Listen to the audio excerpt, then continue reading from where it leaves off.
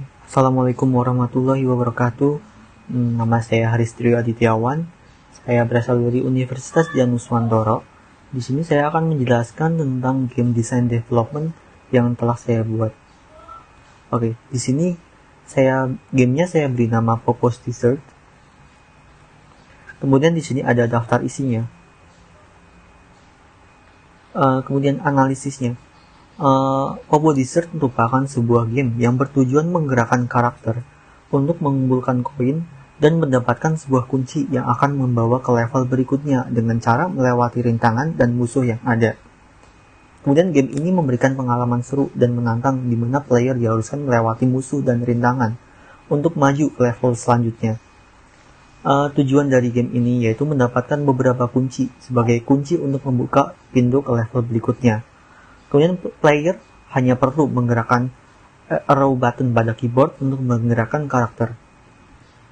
Gambaran umumnya, game dengan judul Popo's Dessert ini merupakan sebuah game dengan karakter Popo yang berusaha mendapatkan sebuah kunci untuk masuk ke level berikutnya. Game ini juga Popo ini juga dapat untuk menghindari dan membunuh musuh dan melewati rintangan. Untuk membunuh musuh, Popo harus melompat dan menimpa musuh. Kemudian setelah player mendapatkan beberapa kunci yang telah disediakan dan disebar di dalam permainan, pintu menuju level berikutnya itu akan terbuka secara otomatis dan karakter Popo harus masuk ke pintu itu untuk masuk ke level selanjutnya. Kemudian target platform ini saya masih menggunakan personal computer. Kemudian selanjutnya adalah terdapat cerita dan karakter. Yang pertama, karakter utamanya yaitu Popo.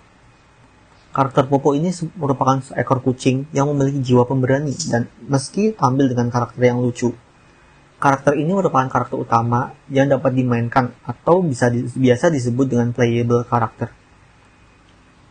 Kemudian karakteristiknya, Popo memiliki kemampuan untuk membunuh musuh dengan cara melompatinya. Popo juga dapat berlari dan melompat untuk melewati rintangan. Kemudian Popo memiliki nyawa sebanyak 5 untuk melawan musuh. Yang kedua karakternya adalah Ghostil. Ghostil ini merupakan karakter sebuah hantu kecil yang menjaga tempat permainan. Karakter ini merupakan musuh dari karakter utama dan dapat dibunuh. Karakter ini merupakan karakter yang tidak dapat dimainkan atau non-playable karakter. Kemudian karakteristiknya, karakter Ghostil ini memiliki kemampuan untuk mengurangi nyawa karakter utama jika karakter utama berhadapan dan menyentuh Ghostil. Selanjutnya pada gameplay, overview-nya game Popo's Dessert ini memiliki genre yang sama seperti game Super Mario, yaitu dengan mengumpulkan koin dan melewati rintangan serta melewati musuh. Perbedaannya terletak pada cara menuju level berikutnya. Kemudian player harus mengambil seluruh kunci yang tersedia untuk melaju ke level selanjutnya. Target utama dalam game ini adalah platform personal computer atau PC. Kemudian game ini bersifat single player karena hanya dapat dimainkan oleh satu karakter yang bergerak sendirian. Untuk player experience-nya, di sini Anda akan bermain sebagai karakter kucing yang dapat bergerak ke kanan dan ke kiri dan lompat ke atas. Suasana latar game ini adalah gurun pasir. Terdapat rintangan seperti balok di atas, balok bergerak, duri, dan lubang untuk Anda lewati. Terdapat juga musuh yang dapat mengurangi nyawa Anda. Musuh dapat Anda bunuh. Kemudian di sebelah kiri terdapat life bar sebagai informasi untuk sisa nyawa pada Poponya itu ada berapa. Kemudian terdapat sebuah kunci yang telah diambil pada bagian tengah. Lalu ada juga jumlah koin yang telah diperoleh pada bagian kiri bawah. Tugas utama Anda dalam game ini adalah mengumpulkan kunci untuk membuka pintu agar dapat menuju ke level selanjutnya. Oke, selanjutnya ada game objektif dan rewards. Di sini rewardnya adalah ketika mendapatkan seluruh kunci. Maka ketika mendapatkan seluruh kunci, Si Popo itu dapat melaju ke level selanjutnya. Kemudian ada penalties. Penaltiesnya yaitu ketika terkena duri, terus ketika jatuh ke lubang, dan ketika mengenai ghostil. Kemudian ada difficulty levels. Kesulitan tiap level akan berbeda-beda, baik itu pada perbedaan jalur, letak duri, letak lubang, dan pola berjalan dari ghostil. Selanjutnya adalah gameplay mechanics. Di sini ada karakter Popo, yaitu bergerak dengan cara klik arrow button pada keyboard sebagai controller. Kemudian modenya, game mode atau tingkat kesulitan. Terdapat rintangan seperti duri, musuh, dan lubang. Player tidak boleh terkena duri dan musuh.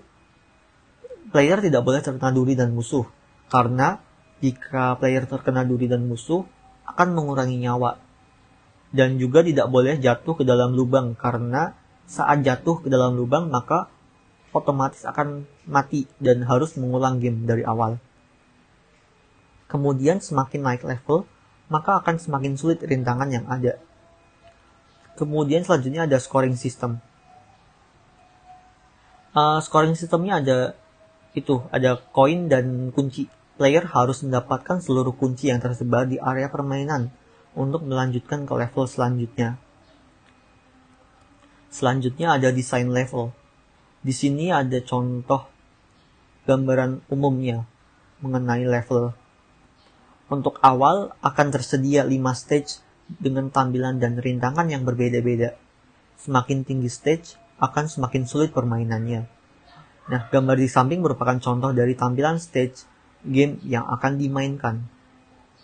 Selanjutnya ada control. Control merupakan input dari game untuk menggerakkan karakter, yaitu menggerakkan arrow key pada keyboard. Contohnya, untuk arrow key sebelah kanan, arrow key kanan, maka player akan bergerak ke arah kanan. Selanjutnya, arrow key kiri, player akan bergerak sebelah kiri, ke kiri.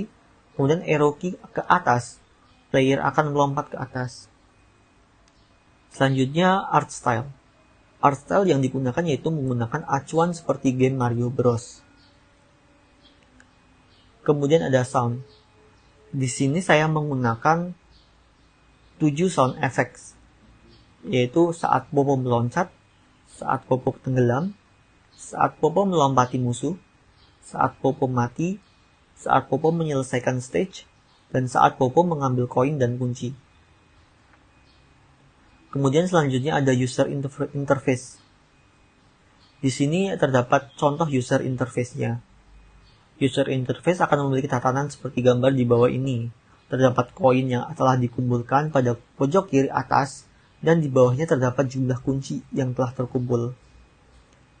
Kemudian pada pojok kanan atas, terdapat jumlah nyawa yang diilustrasikan dalam bentuk hati. Kemudian ini ada penjadwalannya yang telah dicapai. Seperti untuk desain, storyline-nya membutuhkan 2 minggu dan stage mechanics-nya membutuhkan 3 minggu. Jadi total untuk pengerjaan desain membutuhkan 4 minggu. Pada art, untuk stage membutuhkan 3 minggu dan special FX membutuhkan 2 minggu. Untuk UI membutuhkan 3 minggu, sehingga total jika dihitung membutuhkan 4 minggu. Kemudian untuk engineering membutuhkan 4 minggu, terdiri dari production pipeline 3 minggu dan prototypes 3 minggu. Untuk sound membutuhkan 2 minggu. Kemudian pada testing, perencanaan membutuhkan 1 minggu dan beta testing membutuhkan 2 minggu. Pada fase publish, untuk persiapannya membutuhkan 2 minggu, dan go public membutuhkan 1 minggu. Nah, untuk sekiranya seperti itu game development yang telah saya buat. Mohon maaf bila ada kesalahan dalam penulisan dan kata-kata. Terima kasih. Wassalamualaikum warahmatullahi wabarakatuh.